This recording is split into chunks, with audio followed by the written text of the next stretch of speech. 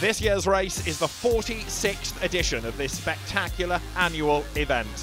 The race has its own flair as both world-class drivers and amateurs take part in front of traditionally boisterous fans.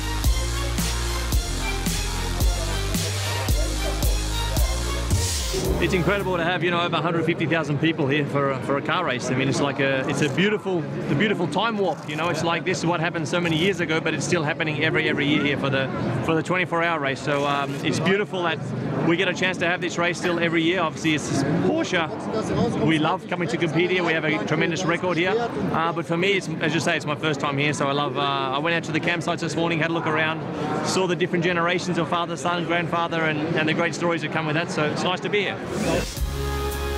This year there is a Le Mans style formation for the grid for the top 30 cars, all of which are pitching for overall race honours. Obviously we were hoping for more, especially as we have the number one on the door.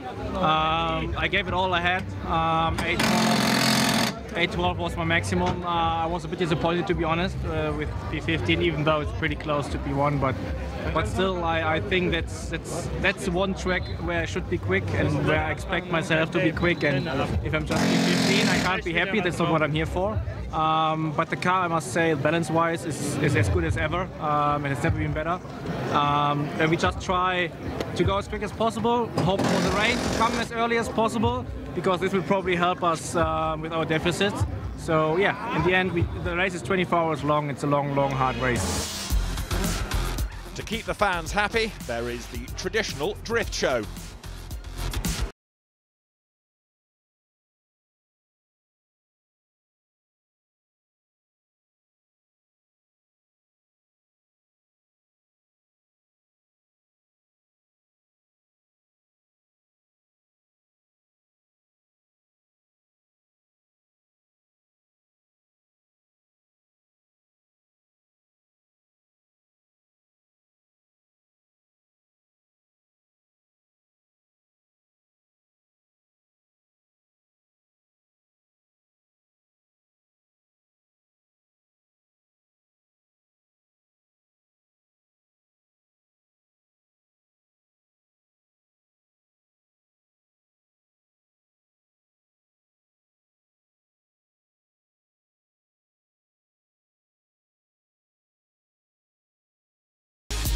The fans have been enjoying themselves for days in the campsites, watching practice and qualifying, and now it's time for the race. After qualifying, this was how the front of the grid looked, with plenty of Porsches up near the front.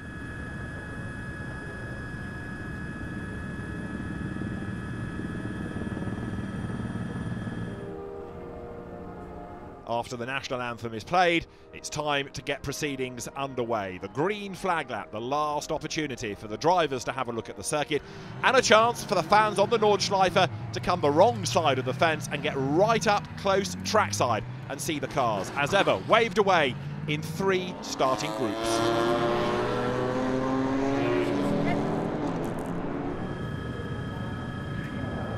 Cars to beat outright are those that run to GT3 specification, and they are all in Group 1. Starting on pole position, Kevin Estre in the Porsche, run by Manthey Racing.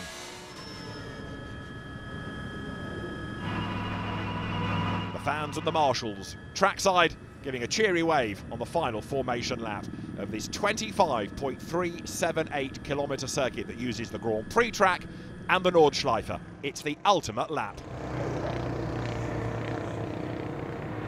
The run along the Döttinger Herb, back up towards the Grand Prix circuit, and then to get the 46th running of the race underway. Kevin Estre it was who made the best start and nosed ahead on the run down towards the first corner. Tucked up behind him and then alongside, it was Dirk Werner in the Falcon Tyres Porsche. And Norbert Siedler tucking in 3rd place as they dive down towards the first corner. Everybody wriggled their way through, although it got a bit close at times. Some nervous faces in the pit garages as the teams watched on, but it was Porsche, Mercedes, as Kevin Estre led down the hill to the Dunlop curve for the first time.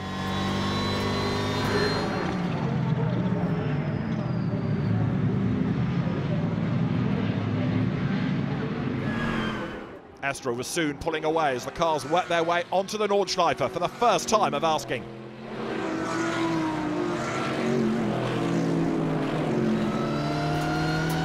John Edwards in the Rover Racing BMW was desperately trying to gain ground. He was tucked up behind Hubert Haupt in the Black-Falcon-Mercedes. Estra, though, soon started to build the advantage. Dirk Werner dropping away in second spot.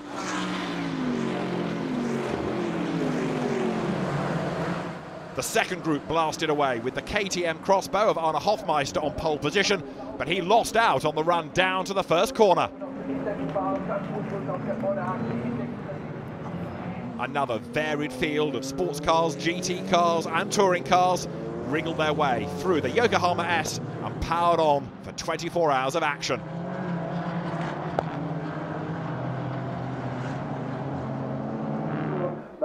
The third group was headed away by Carlo Van Dam's Subaru WRX STI. That was on pole position, and he made the advantage on the run down to turn one.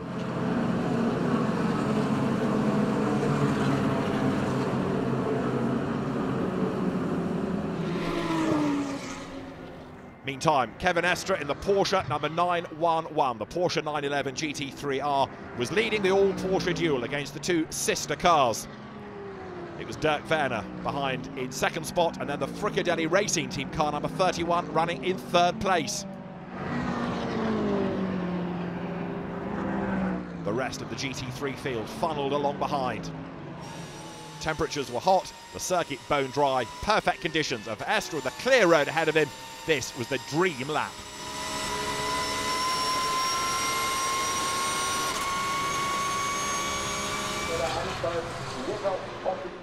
At the end of lap one, it was the Manthey Racing Porsche that had the advantage, and Estra was already nearly 5 seconds to the good. Up to third had come the Mercedes of Maro Engel, winner 2 years ago, as the second Manthey Racing car with Patrick Pilet at the wheel was busy defending from the 007 Aston Martin of Maxime Martin. But then on lap two, a surprise. Into the pit lane came Patrick Pilet in the second of the Manthey Racing Porsches. A low-pressure sensor light had come on, reporting a punctured tyre. So the car did the cut-through at the end of the Grand Prix circuit and came down the pit lane. No such dramas, though, for the leader, Kevin Est. 912 was delayed and fell to 44th place, but did crucially stay on the lead lap. And then drama. Hubert Haupt being chased hard by John Edwards, tried to get up the inside of one of the back markers. The two touched. The Mercedes delayed and suffered damage. And the Rover BMW oh so nearly involved as well. Into the pit lane came Haupt, into the pit lane as well came Edwards, and that was early, just at the end of 4 laps of the race. The Mercedes had caught damage, but had the BMW suffered as well. Another early pit visitor was number 102 BMW, Augusto Farfus at the wheel. In replay, you can see the contact. Haupt trying to get up the inside of the Porsche to put a lap on it. The two going for the same piece of real estate. The Porsche coming off worse, hard into the barrier. Haupt's Mercedes delayed. The first pit stop for number 911 after 7 laps for the race leader. The 44 Falcon Porsche in as well, out of second place. And from third in also came the Black-Falcon-Mercedes. It was a 7-lap opening stint. Fuel, tyres and driver changes the norm. The team cycle the cars through, ready to blast back into the race. Quick pit work as essential as quick driving out on the circuit.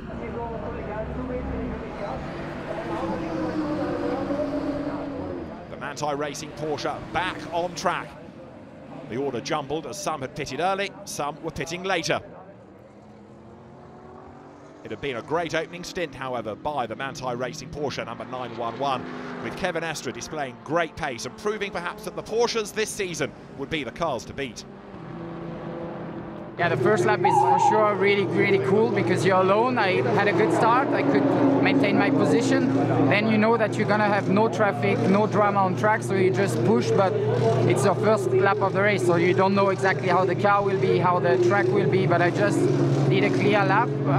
Lap time was good, I could pull a gap, and then on the second lap already you hit the traffic, which is, you know, it's a bit of a surprise for some guys. So it was a bit difficult. Then in the last 2 laps I had massive traffic fields. The problem is the first stint is really tough because you have everybody's battling together, and everybody was following, battling together. So I had to really do the snake between them. There was a great battle going on for 5th place all the way back to 11th. Audi, Porsche, BMW, Mercedes all running together. The one to watch was becoming Renger van der Zande in the yellow man-filter Mercedes as he tried to gain ground coming through the Yokohama S.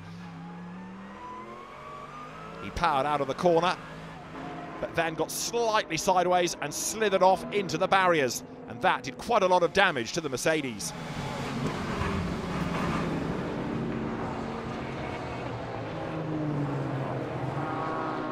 Van der Zande had not been long into the car either. It was a big disappointment for a team that, in theory, should have been able to keep on going and pick up a good result, but it was a big delay, not only in the barrier, but the inevitable pit stop.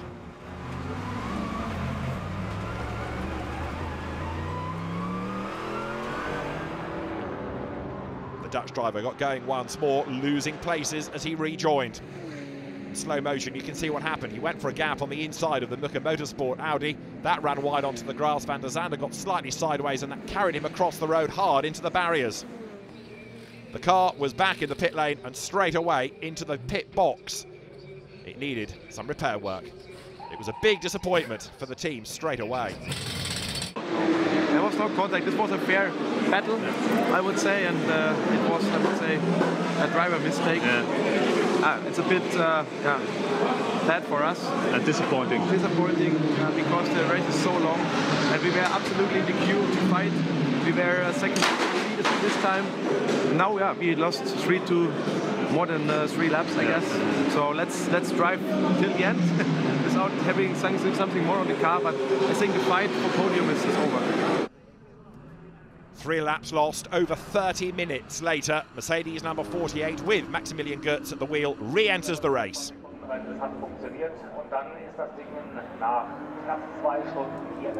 The car a long way down the order. Difficult now for the team to maintain motivation. The car in 120th position. On board with the leading Porsche 2 hours into the race. Number 911 leading from the number 47 Mercedes. The Porsche on its own up front. The car running faultlessly and looking very quick indeed, as once more it was stretching its advantage.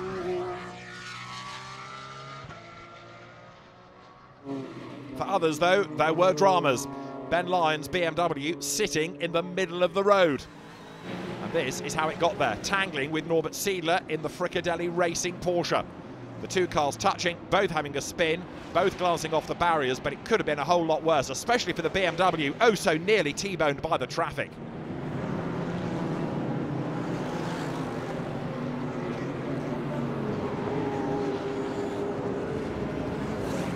To be a small cosmetic repair of the exhaust pipe for the Porsche, having gone backwards into the barriers. Another great battle out on track now involved the 911 Manthey Racing 911 and number 98 BMW with Nick Katzberg at the wheel. The Rover Racing car showing great pace. He fought his way through into the lead on the Döttinger Hohe. It was a brave move and showing Katzberg was as quick as ever.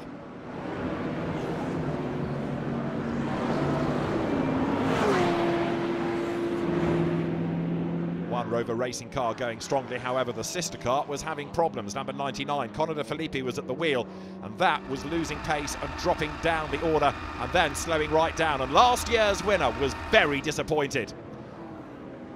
A winner for Audi in 2017, a stationary BMW in 2018 for Conor de Filippi. On track there was still some great battling going on. 912 Porsche, delayed early on, was trying to get back up the order, and 4 wide down to the Yokohama S, made for a great spectacle, and somehow they all came out the other side. De Filippi was on the phone, the best way of trying to get instructions of what to do next. Other fans were using different implements.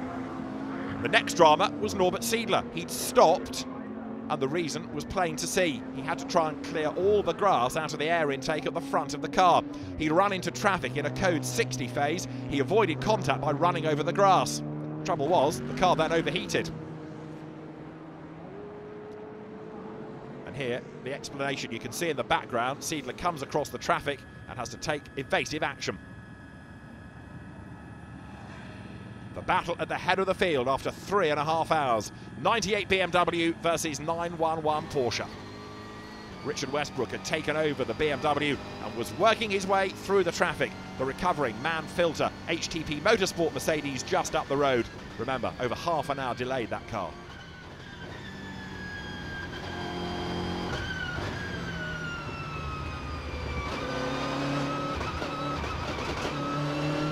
Through the traffic, Westbrook pressing on. I could work it out because I could see the 911 and I knew, you know, if I can see the 911 then we're doing well. So, because, you know, they've been at the front all race and obviously what they did in qualifying. So, you know, we're holding our own at the moment, but a long way to go. After 4 hours of racing, it was Porsche versus Mercedes. Mercedes in third, and then running in fourth place, the next of the BMWs, the 98 Rover car having fallen back.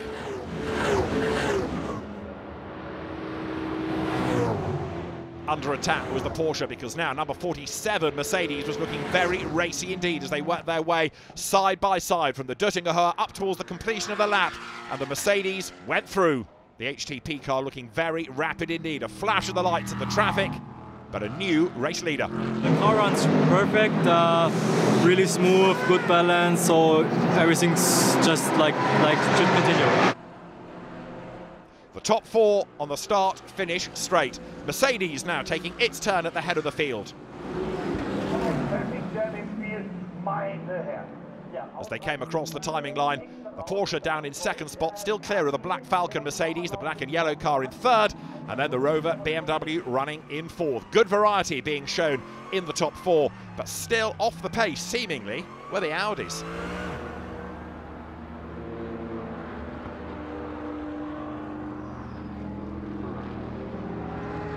Number 48 Mercedes was trying to unlap itself. Maxi Goetz showing that he had good speed, but was many laps behind. As the leaders battled on, there was more drama out on the Nordschleife. The BMW Z4 GT3 with Jürg Müller at the wheel was off the road, hard into the barriers. The race-leading cars come across the spinning Z4 with front damage, having pinballed its way between the Armco. It was enough to put Jürg Müller out of the race.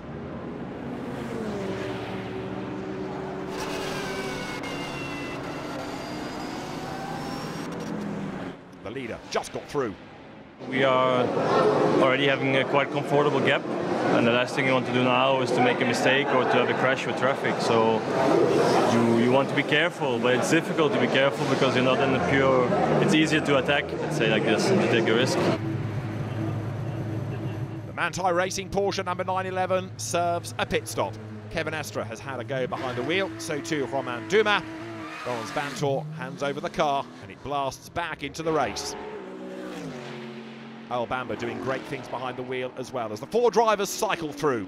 So that put the number 4 Black-Falcon-Mercedes into the lead of the 24 hours at the Nürburgring. Adam Christodoulou, the man behind the wheel, as number 47 Mercedes pressed on as well. Another competitive front-running car. As the teams focused on race strategy, the fans were starting to let their attentions wander. They were enjoying the impromptu hot tub, as well as watching the cars, lighting the barbecues, and of course, enjoying the beer. The teams, though, were concentrating on the weather forecast, making sure they knew what was in store as they prepared themselves for a long night to come.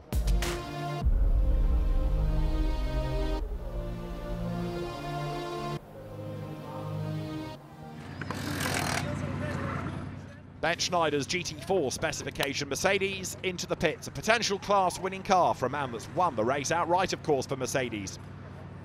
Jethro Bovington, the British journalist, had brought it in. Schneider to take over.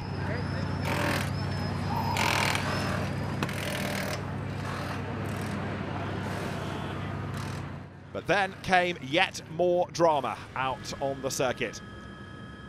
Dries Vanthoor just avoided Patrick Assenheimer's Mercedes with a puncture, but as he did so, he glanced off a Porsche Cayman. He had a puncture, lost control, and had a hard hit into the barrier.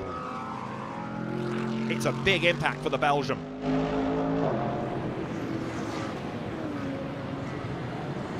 In replay, you can see what happens as the tyre goes pop. It suddenly flicks the car sharp left, and Dries Vanthoor off into the barriers at very high speed. Front damage, rear damage, and the WRT run car out of the race on the spot.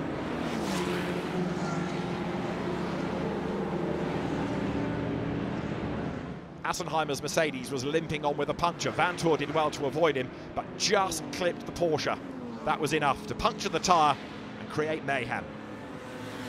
Thankfully, nobody else involved. The Porsche survived, so too did Assenheimer's Mercedes. But Vanthoor out of the race. The WRT team knew it was a big impact, and the dream of a win was gone.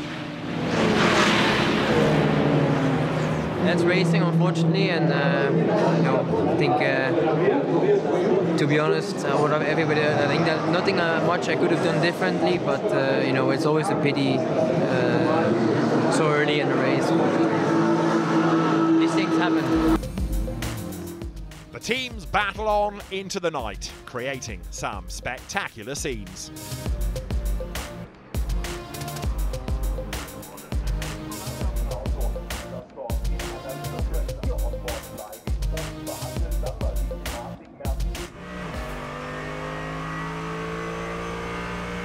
Nearly 8.5 hours into the race, it was looking good for Porsche. 911 was still going strong up front, and 912 had got itself back into the reckoning as well.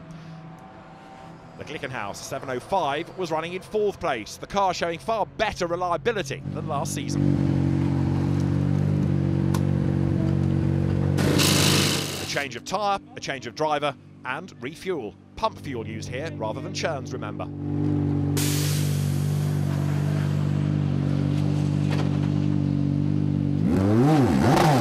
The car blasted back into the race for another stint.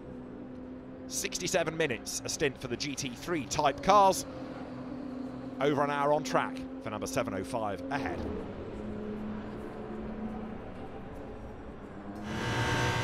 Another car working its way into contention, however, was the Audi of Kelvin van der Linde, run by Audi Sport Team Land. Last year's winning team, and of course van der Linde a race winner here in 2017.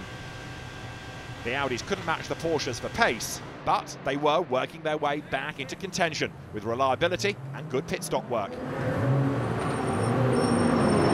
Number 24 was run by Peter Mucker's team. Mike Rockenfeller, one of the drivers, that had another pit stop, but the car just didn't seem to be on the pace of the cars ahead, and it was losing touch and losing time, and as a consequence was dropping down the order, to the frustration of Mike Rockenfeller.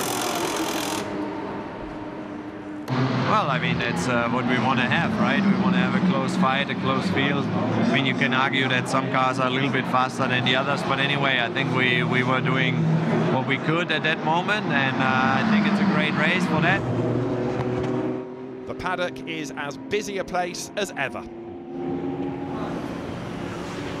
Kelvin van der Linde busy in the traffic, coming across the back markers and trying to thread his way through. Contact and a spin. Thankfully, van der Linde is quickly able to hook a gear, and despite the narrowness of the track and the runoff area, rejoined without too much time being lost.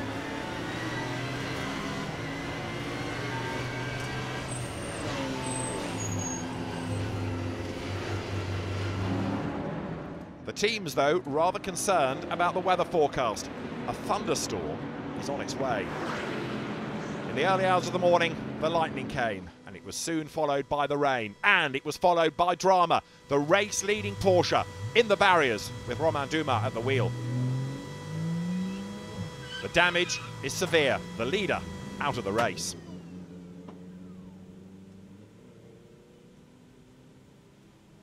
In slow motion, you can see what happens. Dumas dives past the traffic, but gets on the marbles, loses control, slides around, and with a big hit to the front of the car, number 911 is eliminated.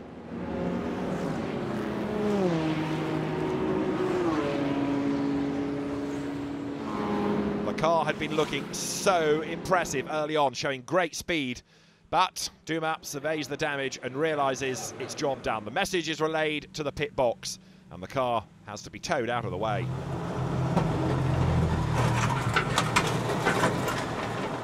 An ignominious end for the dominant race-leading car.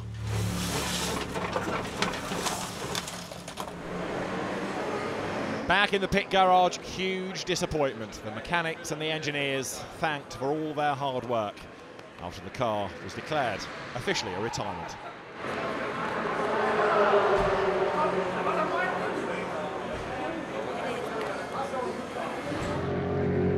Having been so fast out on track, the car ended up slowly back down the pit lane on the flatbed.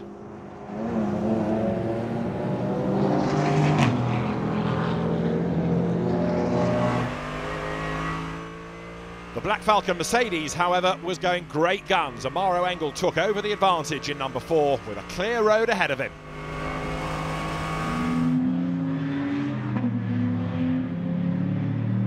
The rain, however, was coming. The forecast said this was going to be set for the end of the race, and it was set to make life very treacherous indeed. The fans were becoming ever more bedraggled, the circuit ever more treacherous. René Rast won the event last year. He was on board the Audi run by last year's winning team, Team Land, once again. He was coping with the conditions as the circuit became ever more slippery. There was standing water, there were puddles, and the headlights were reflecting the rain, making it very difficult indeed for man and machine.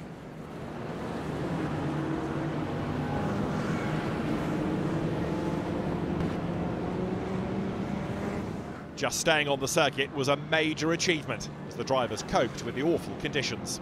There was the spray, the lack of traction, and the lack of visibility now.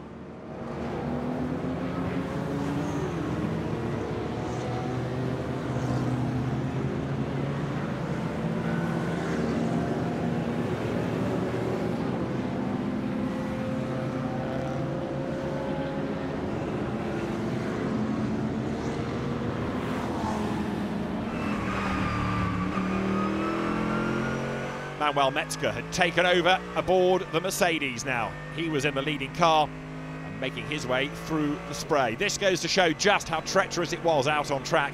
There was the traffic, the narrowness of the road, and the spray kicked up by the cars ahead.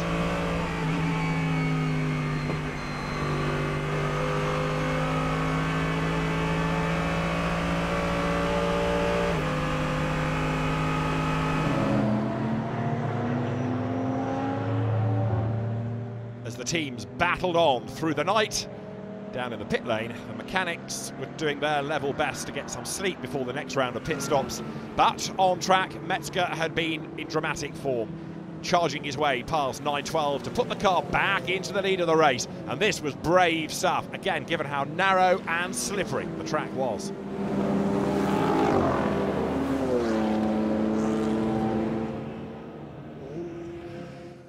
The Mercedes into the lead of the race. The next question was, could it stay there? The mechanics meantime were determined to get a bit of shut-eye.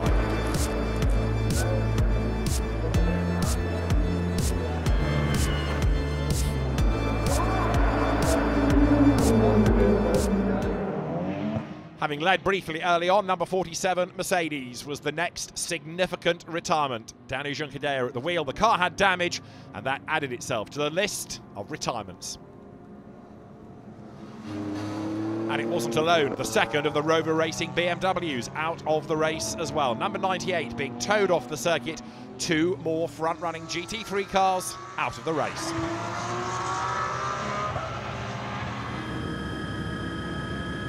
The sun was rising. The teams, most of them that is, had battled through the night and were still circulating.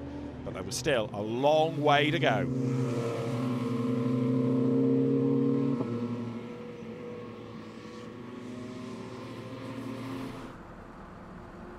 .912 served another regulation pit stop and was waved away back into the race. The pit stops are timed depending on how many laps you've done in the previous stint. .912 was back on track. The car blasted out onto the circuit, kicking up the spray as it did so. And the weather forecast was predicting the rain would be here right to the very end of the race.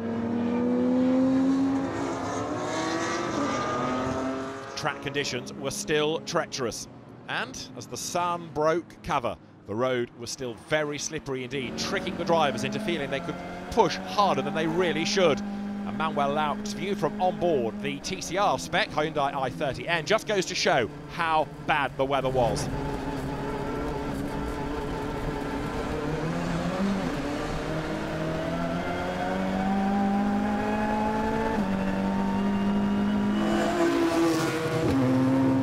In the heavy rain, there was still all to play for. Running in second place now was the Mercedes-AMG GT3 from Black-Falcon, the number 4 car, Adam Christodoulou at the wheel. And really, it was this and the Porsche trading the lead on the pit stops. Each time one pitted, the other took over the lead. And therefore, it was becoming important to know who would take the last pit stop, because that would lose them the race. Nick Tandy came into the pit lane early Sunday morning, the car looking a little bit dog-eared. Replacement parts and tank tape was brought forward. The witness marks at the front prove that Tandy had got involved with something or somebody out on track. And this illustrates what went wrong. Tandy slightly caught out by the closing speed right into the back of the back marker. And despite this balletic spin, they were lucky not to get collected by anybody else, to keep it off the barrier, and they even ended up facing the right way.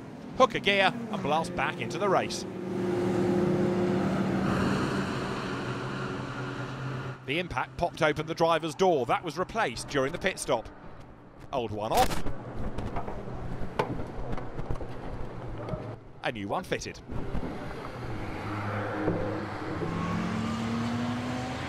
Number 4 Mercedes then took over the race lead. .912 ready to go back into the race.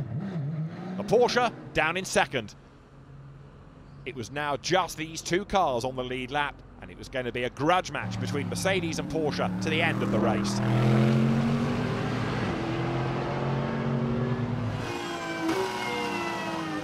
On board with Steve Jans in the Gigaspeed Team Get Speed performance car, you can see all the data recording the stress level measurements for the drivers.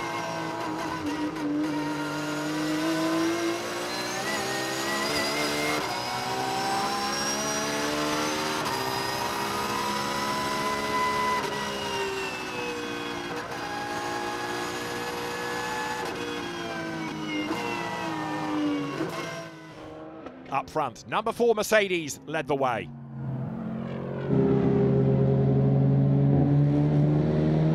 The Black Falcon drivers were doing their best to build up as big an advantage as possible, as now Kelvin van der Linde made his move against the 007 Aston Martin for 3rd place. Did the Audi have enough grunt in a straight line? The answer was yes. Through went the South African. That put the Audi 3rd. This, the 2nd place car, 912 Porsche, still going strongly. And 3rd, the Team Land Audi. Team principal Wolfgang Land, of course, oversaw last year's success, and he was becoming a little bit more optimistic in 2018. The night was okay for us, he said. The drivers managed to keep their cars intact overnight, which isn't always so easy. It's very, very difficult to cope with the traffic in the night, but the drivers did a brilliant job. The car is healthy, the drivers are top fit, everybody's pleased. Looking down onto the Nürburgring circuit from the helicopter, still patches of fog and mist overhead.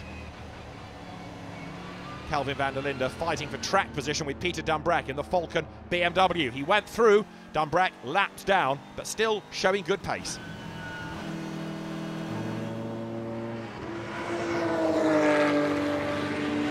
Watching the progress of number 1 Audi was René Rast. He had been part of that winning team last year at Team Land. He was on board again this season. He was cross-entered in 2 different cars, the other already out of the race, but Rast was starting to appreciate the pace that the Audi had come Sunday morning and was thinking that a podium, maybe even a win, was not completely out of the question as the car charged on in 3rd place. Actually, we are in a good position to fight for podium. Still, it's a long race, like 7 hours to go. Anything can happen. You know, if it starts raining again, then different story again. How quickly things can change, though. Kelvin van der Linde had a big moment out on the Nordschleife and bashed up against the Armco. He had a puncture, although it was hard to know whether that was the result or the cause of the off. He had to then reverse a long way down the hill to get off that slippery grass before he could rejoin. It meant a lot of time was lost, and with battered suspension and broken bodywork, the car crabbed its way back towards the pit lane. The team was ready to receive him, but a lot of time would be lost, and another front-running car fell out of that leading battle. The team went to work, first of all trying to remove the crumpled bodywork and then the punctured tyre. Only then could they look at replacing the floor and the suspension. The team toiled away, and then a fire just added to the woes as the hot rubber ignited the flailing bodywork. In replay here, the car making its way up the Döttinger Höhe, the rubber flailing, bits of bodywork flying off as well.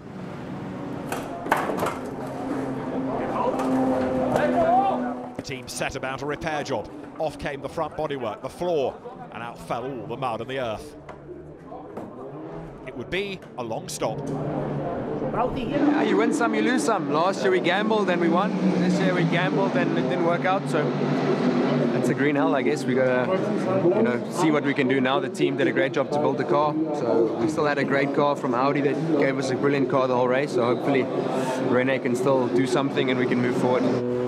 And then more drama, this time for 9:12. The car had to serve a 3-minute 32-second time penalty for not respecting a code 60 at 4:17 AM. That was out on the Nordschleife, and it meant that that time penalty had to be served when the car next entered the pit lane for a mandatory pit stop. Add the pit stop to the penalty, and it meant that number 4 Mercedes would be able to pull a long way clear and build up a big advantage. And not only that, but the weather was deteriorating as well. The fog was closing in, making visibility very difficult indeed. The drivers already had to contend with the slippery track and the Nordschleife in general, but now the fog was making life almost impossible in certain patches.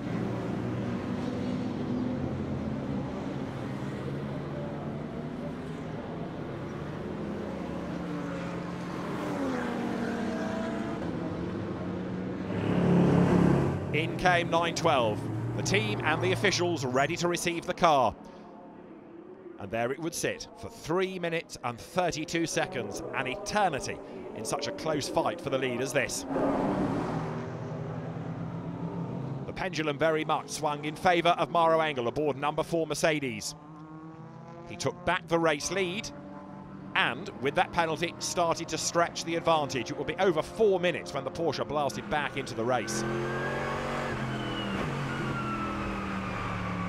For Engel, all was good, conditions and visibility apart. But that deteriorating visibility was becoming a big issue for everybody in race control. And finally, at just after noon, the red flag was shown, the race suspended. Conditions were too dangerous in the opinion of the officials, and everybody slowly would have to make their way back into the pit lane. The question then would be whether or not the race would be restarted. If it was, the battle would continue. If not, it was going to be a win for Black-Falcon and the Mercedes. The rain was still falling, the fog was still there. Slowly, the cars trickled back towards the pit lane, and the teams would do what they could, unsure whether there would be a restart or not.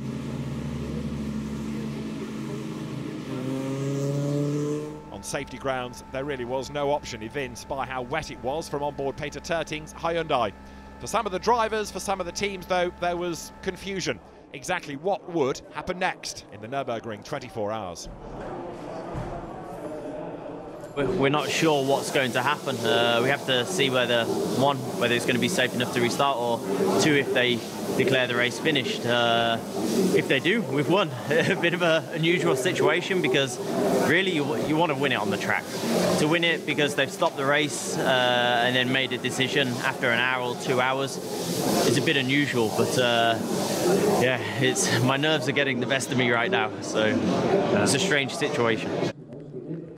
The pit lane was decidedly calm and quiet, and there was little activity going on around some of the cars, in total contrast to race control, which was a hive of activity as the officials studied the long-range weather forecast and tried to work out whether or when the race could get back underway. Also beim 24-Stunden-Rennen. You don't want to interrupt a 24-hour race, says Michael Kramp in the race control building, because the whole procedure is very elaborate, in contrast to many other racetracks. But there's only one crucial point: when one race marshal can't see the next one any longer. If they can't make eye contact any longer, that's the decisive point. You have to have this contact so they can warn one another, and if the sight distance drops below that point, you have to interrupt it, and that was the case today. This was the order up to the red flag. Mercedes versus Porsche, just the leading two cars on the lead lap. But the significance now would be that rather than being minutes apart, they would be side by side on that restart. A green light at the end of the pit lane. Everybody making their way out onto the circuit. The cars would have to be re-gridded and then one more formation lap. You can't just restart them in order behind the safety car. It had to be from a grid start. And that, again, ate into the time available. The race would finish at 3:30, come what may. Ready to go on the grid, the Glickenhaus. Rock and roll. Rock and roll, says Jim Glickenhaus, as he oversaw the car that had been going really strongly in this year's race. But for the tired and weary mechanics having to re-grid, and for the drivers having to go toe-to-toe in a real grudge fight, was not what they wanted. The cars set off then behind the pace car on the final formation lap to restart the 2018 Nürburgring 24 Hours in front of the hardy fans that were still trackside, and there weren't that many of them left. Manthey Racing versus the Black-Falcon-Mercedes team, with Aston Martin looking on as well. As the pace car peeled in, we went racing once more. It was Mercedes versus Porsche, Adam Christodoulou ahead of Fred McAveeky. The cars poured over the line, the spray hanging in the air, and through the Yokohama S, it was Adam Christodoulou, the race leader. A spin right at the start. Jelmer Berman went around and lost places. He would fight back and on the last lap unlap himself. Berman's recovery was impressive, so too Christodoulou's defence. He fended off Fred McAveeky as they plunged downhill. Nervous faces at Black Falcon, nervous faces at Manthey Racing. Wide went McAveeky up the curb, but this was a hugely important battle, not only for the race leadership, but also for bragging rights between Mercedes and Porsche. The two cars ran nose to tail, gapping everybody else in these final few laps. When the move came, it would be at the end of the pit straight. McAveeky sitting in the spray and daring to brake as late as possible. He moved to the outside line, and as he braked late, Christodoulou had to brake even later. The Porsche squirmed under braking, but Christodoulou almost went straight on. He just got the car turned, but made contact with McAveeky. He went sideways, the Mercedes went around. A half spin for the British driver. McAveeky led, and he was gone. The Frenchman charged up the road. Delight at Manthey, disappointment at Black Falcon. Here was the move again. Christodoulou braking as late as he possibly could, but he just slithered out wide and then clipped the side of the Porsche. McAveeky hung on. Round went Christodoulou, quickly getting himself back in the right direction, but the time was lost and the lead was lost.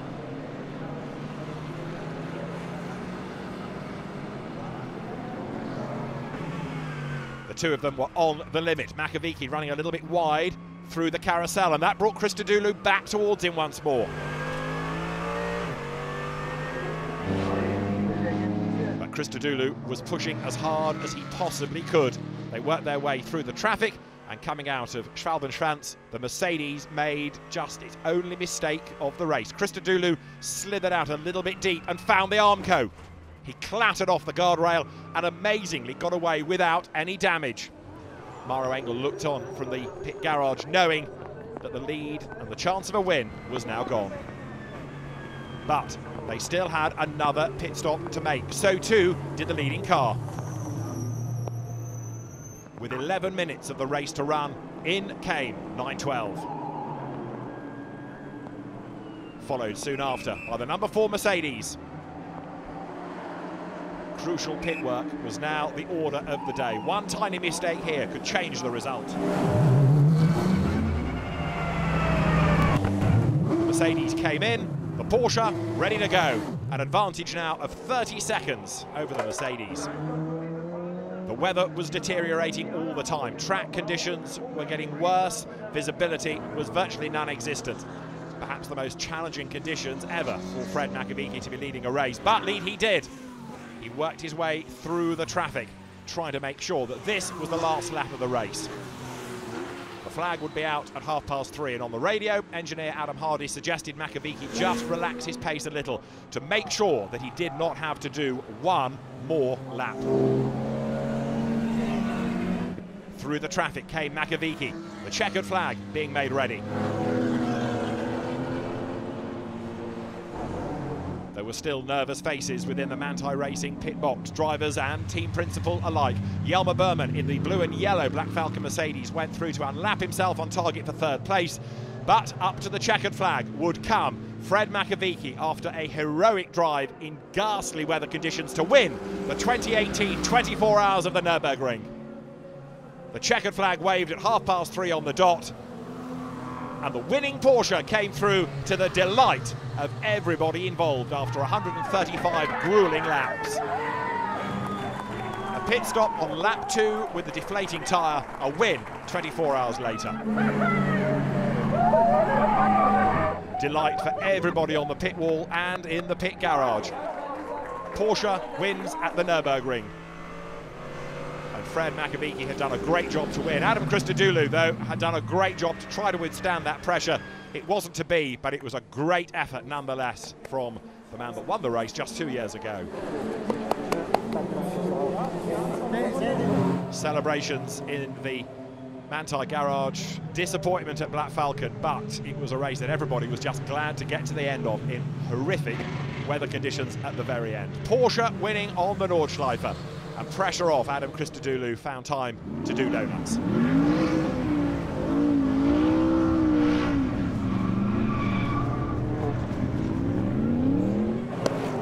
Wolfgang Land, winner 12 months ago, set off to congratulate Olaf Manthey. And 4 delighted drivers would go to the podium. Fred McAveeky, Richard Lietz, Patrick Pilet and Nick Tandy, adding a Nürburgring 24-hour victory to his impressive CV that already boasts, of course, a Le Mans success. I mean, Fred, it's exactly what we expected, but he did the best job possible. I mean, to drive that car in those conditions that fast, lap after lap, with no mistake, that's just exceptional driving, and I think the teamwork all around this weekend has been super. So one of the best victories in your career? For sure. 100%, because of so many things that were disrupted our race, to come back like we did, and yeah, we've just won Nürburgring. This is awesome. Congrats. A delighted Nick Tandy, one of those winning 4 drivers making their way to the top step of the podium.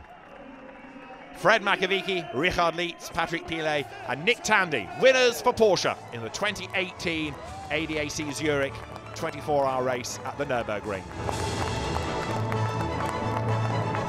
The celebrations underway. Porsche, Mercedes, Mercedes, the top 3. And for Fred McAveeky, a fantastic final stint, doing the hard work in order to secure the race win for Porsche and Manthey Racing. What a drive. We were not sure that if we need to do one more lap or not. Yes. Track conditions were really, really tricky and was really, really difficult. But I mean, awesome feeling. If you have a look from where we started with the puncture in the first lap, I mean, maybe my best victory. Fred McAveeky, Richard Lietz, Patrick Pilet and Nick Tandy celebrate a win in the Nürburgring 24 hours. Another tremendous race, full of drama, full of changing fortunes and full of action from start to finish.